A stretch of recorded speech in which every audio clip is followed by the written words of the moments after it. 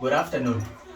We are looking at a Polabola question that came in 2021. So the question says the graph below shows, the diagram below rather, shows the graph of y is equals to, in brackets, negative x minus 2, and the other pair is x minus 5. So the graph cuts the x-axis at A and B as illustrated on the board.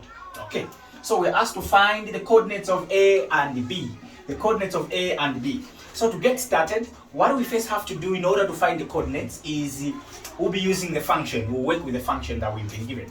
So we know the function is y is equal to negative x plus 2 and x minus 5.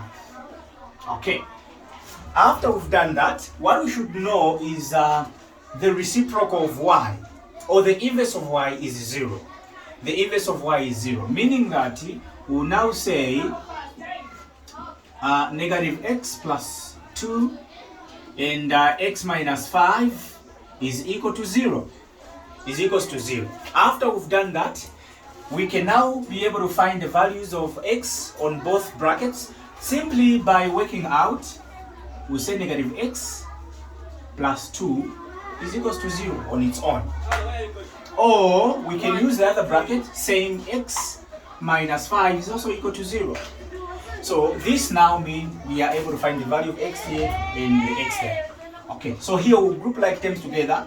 We'll be left with negative x is equals to 2 goes that other side, it will be negative 2.